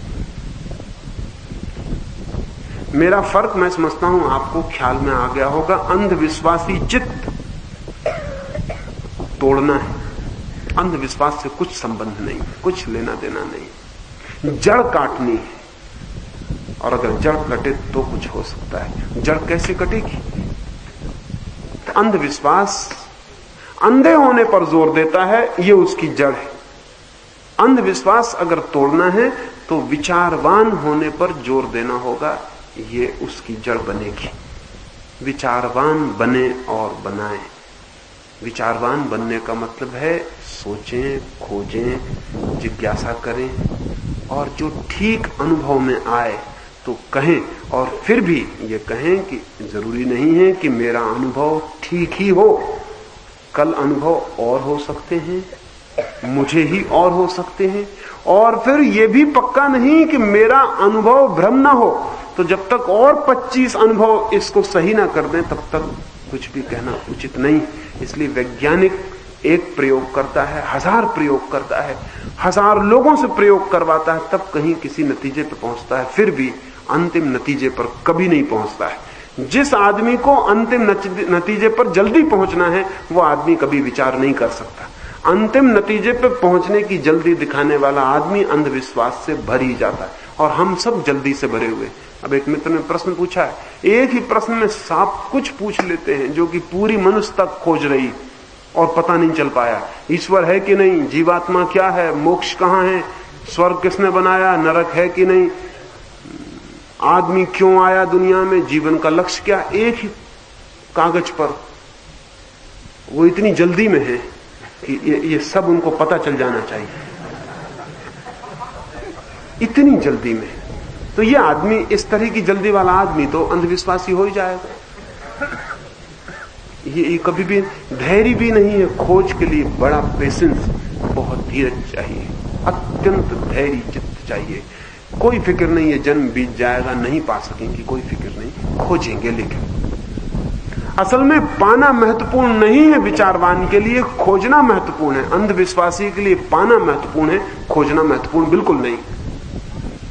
अंधविश्वासी उत्सुक है पाने के लिए कि जल्दी मिल जाए, ईश्वर कहां है। वो इसके लिए बहुत फिक्र में नहीं कि है भी कि नहीं है, इसको मैं खोजूं ना। खोज की सुविधा उसे नहीं।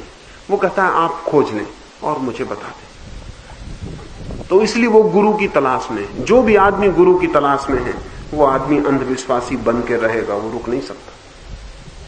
असल में गुरु की तलाश का मतलब है कि तुमने खोज लिया, ठीक, हमें बता दो।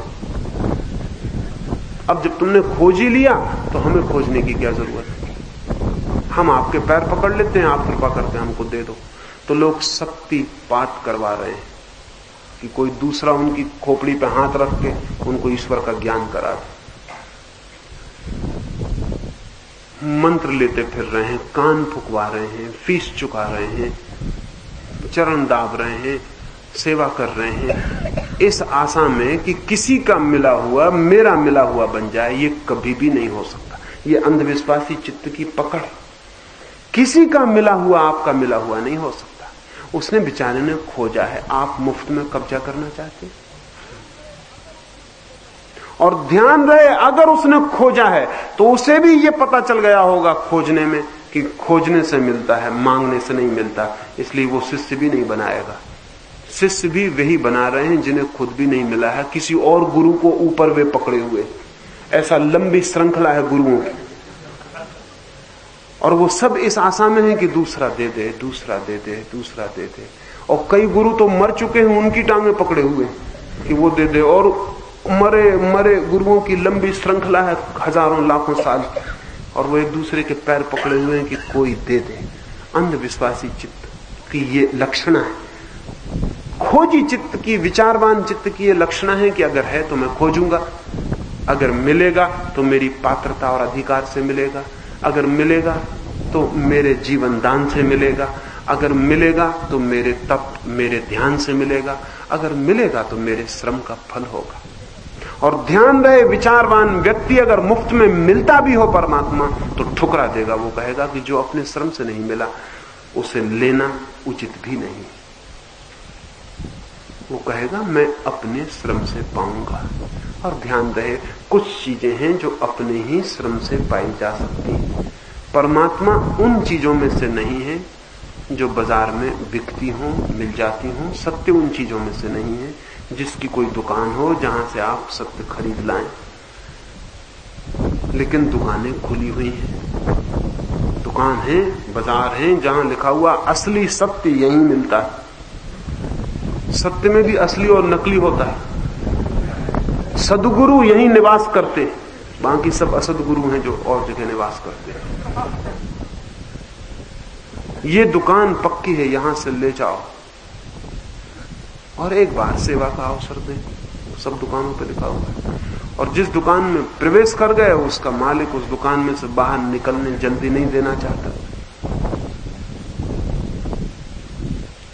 ये जो हमारा अंधविश्वासी चित्त है ये पैदा कर रहा है सारा उपद्रव। तो मैं आपसे कहना चाहता हूं, खोज पर निर्भर होना, भिक्षा पर नहीं। मांगने से नहीं मिलेगा, जानने से मिलेगा। और विश्वास मत करना, किसी को मिला होगा, जरूर मिला होगा। अविश्वास भी मत करना, क्योंकि वो भी अंधविश्वास है, वो भी जल्दी से है। विश्वास मत करना, अविश्वास मत करना। कोई कहे कि मुझे ईश्वर मिल गया तो कहना बड़ा कृपा है आप पर भगवान की, आपको मिल गया, लेकिन कृपा करके मुझको ना बताएं, मुझे भी खोजने दें, नहीं तो मैं लंगड़ा रह जाऊंगा।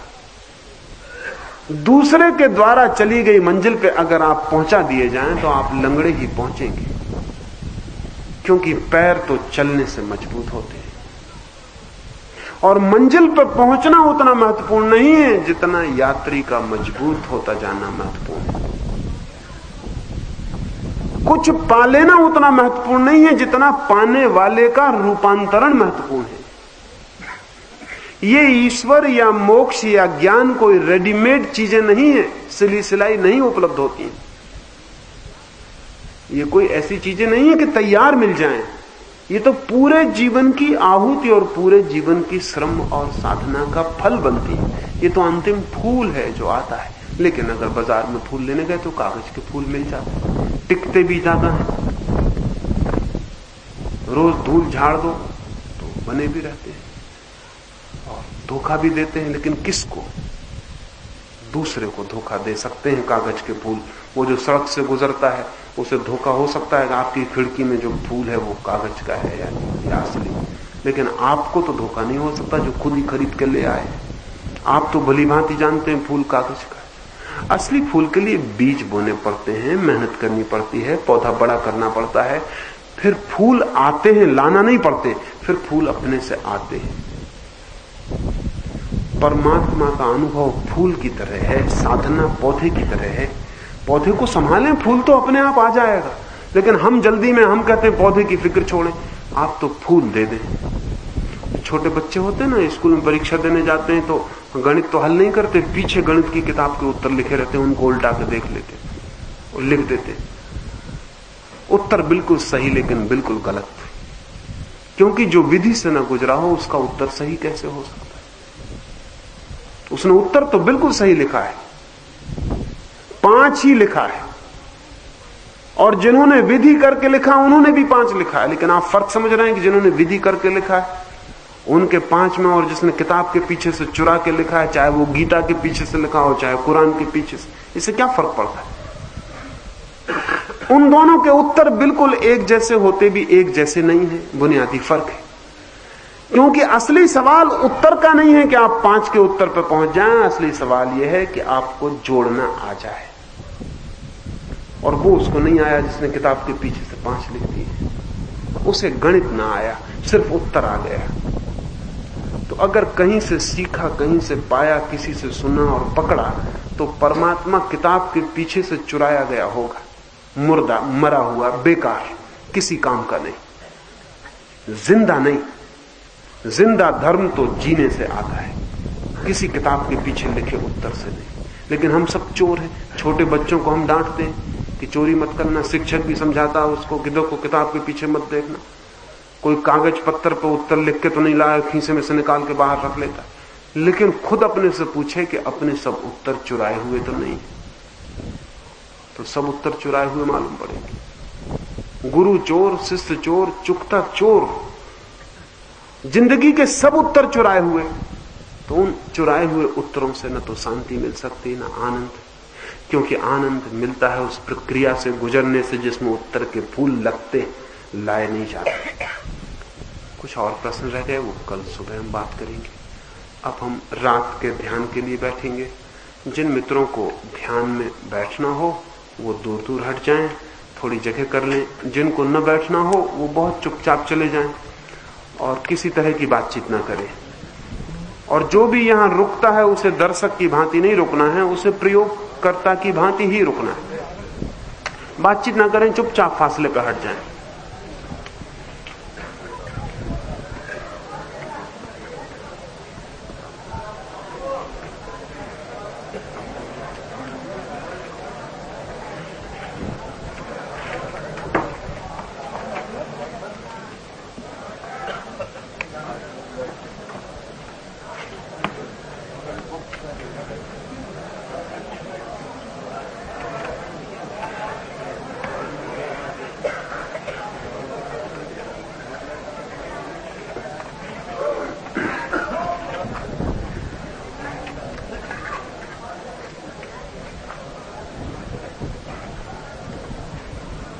हाँ, जिन्हें जाना है वो जल्दी चले जाएं।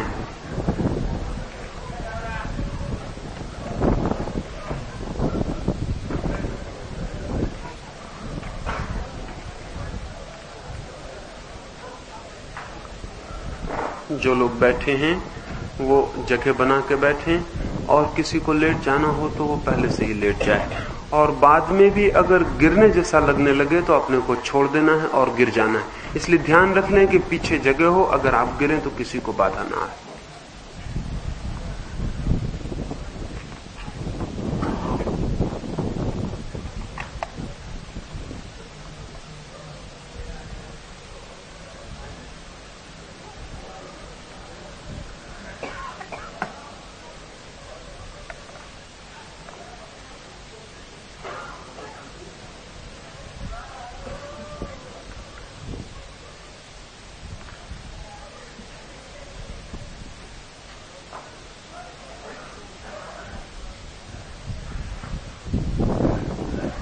शांति से बैठ जाएं, आंख बंद कर लें, धीरे से आंख बंद कर लें,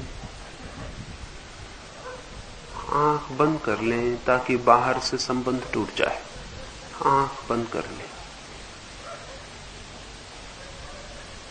शरीर को बिल्कुल ढीला छोड़ दें, शिथिल छोड़ दें, रिलैक्स्ड छोड़ दें, जैसे शरीर में कोई ताकत ही नहीं है, कोई प्राण ही नहीं है, ऐसा ढीला छोड़ दें।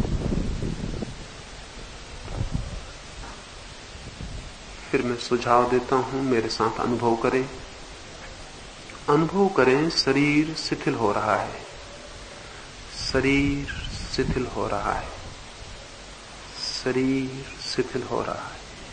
ऐसा भाव करें, शरीर शिथिल होता जा रहा है और शरीर हमारी आज्ञा मानता है और धीरे धीरे शिथिल होता जाता है। शरीर शिथिल हो रहा है, शरीर शिथिल हो रहा है, शरीर शिथिल हो रहा है, शरीर शिथिल हो रहा है। ऐसा भाव करें और ढीला छोड़ दें, बिल्कुल जैसे शरीर नहीं रहा, मर गया, मिट गया, हम पीछे सरक गए, चेतना पीछे सरक गई, हम भीतर लौट गए, शरीर बिल्कुल शिथिल हो गया है, शरीर शिथिल हो गया है, शरीर शिथिल हो गया है, शरीर बिल्कुल शिथिल हो गया। छोड़ दें, बिल्कुल पकड़ छोड़ दें, शरीर पर सारी पकड़ छोड़ दें। शरीर शिथिल हो गया है, शरीर शिथिल होता जा रहा है, शरीर शिथिल होता जा रहा है, शरीर शिथिल होता जा रहा है, शरीर शिथिल होता जा रहा है, शरीर बिल्कुल शिथिल हो गया है। श्वास शांत हो रही है, ऐसा भाव करें, श्वास शांत होती जा रही है, श्वास शांत होती जा रही है, श्वास शांत होती जा रही है, श्वास शांत होती जा रही है,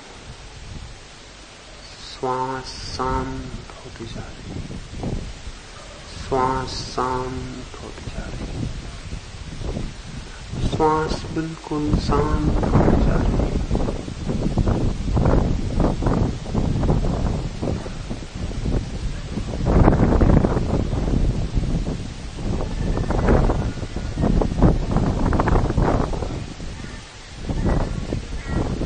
श्वास शांत होती जा रही है, श्वास शांत हो रही है।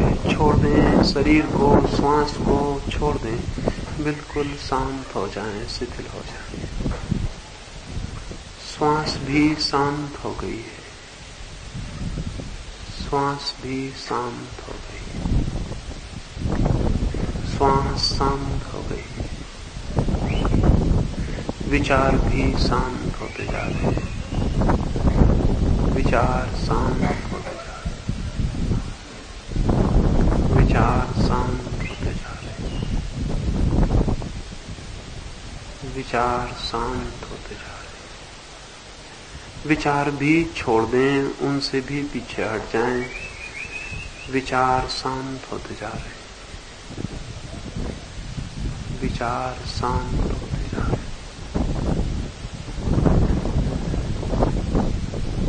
शरीर शिथिल हुआ, श्वास शांत हुई, विचार भी मौन हो गए हैं, भीतर और भीतर डूब जाएं और फिर अंत में 10 मिनट के लिए सिर्फ दृष्टा रह जाएं, साक्षी रह जाएं, सिर्फ जान रहे हैं, जान रहे हैं और जान रहे हैं, भीतर देख रहे हैं, जान रहे हैं, देख रहे हैं, जान रहे हैं।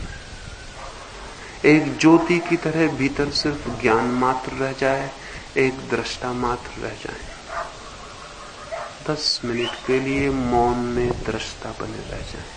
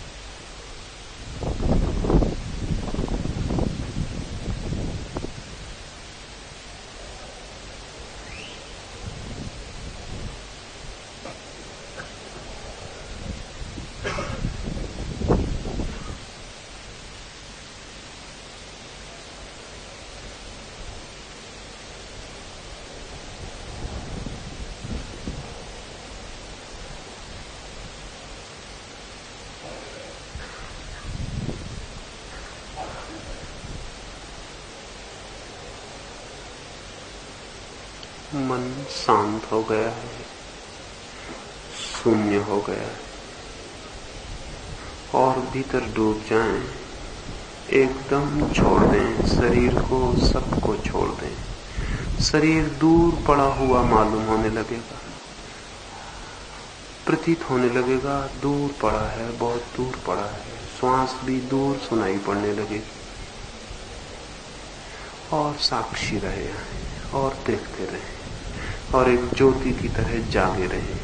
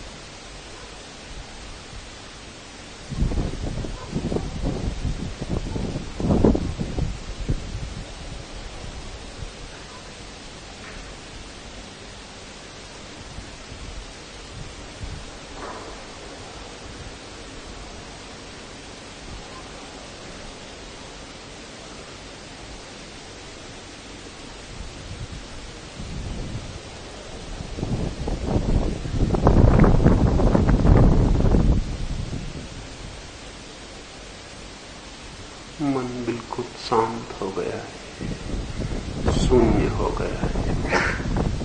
भीतर जागे हुए देखते रहे, सब मिट गया, जैसे सब मर गया,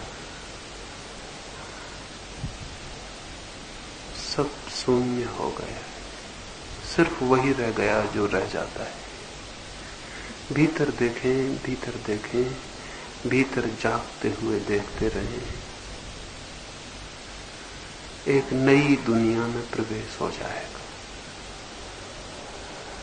और गहरे सब छोड़ दें, शरीर को बिल्कुल छोड़ दें, श्वास को छोड़ दें, विचार को छोड़ दें, सिर्फ जागे हुए देखते रहें।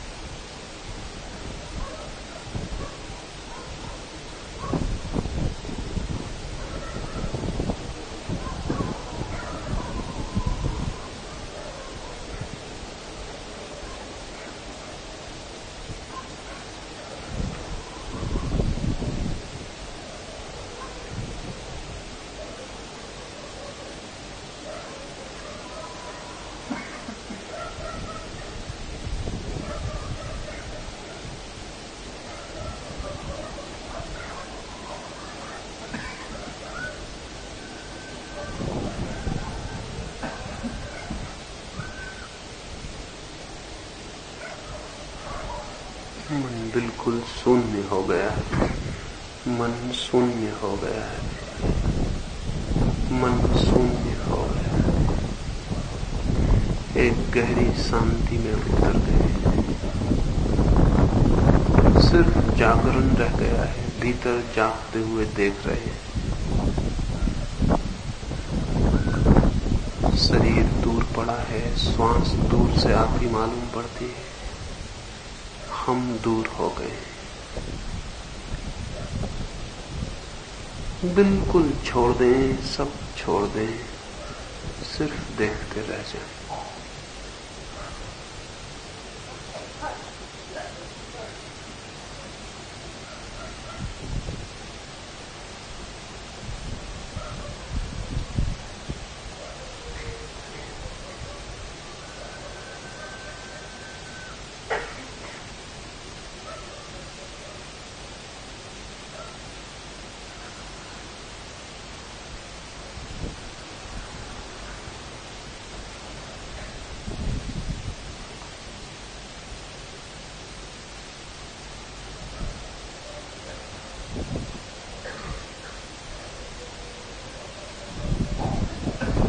अब धीरे धीरे 2, 4, 5 गहरी श्वास लें। धीरे धीरे गहरी श्वास लें। श्वास को भी देखते रहें, बहुत दूर मालूम पड़ेगी। धीरे धीरे गहरी श्वास लें, मन और शांत हो जाए। धीरे धीरे गहरी श्वास लें।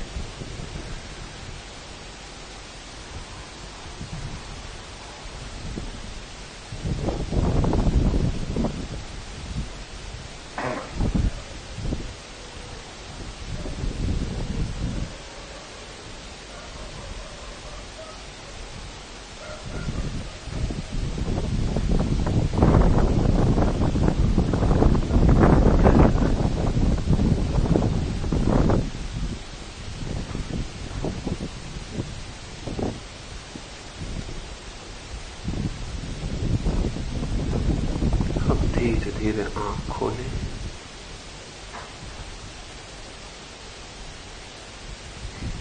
जो लोग लेट गए हैं वो धीरे धीरे गहरी सांस लेके आंख खोल के उठें। बहुत आहिस्ता उठें।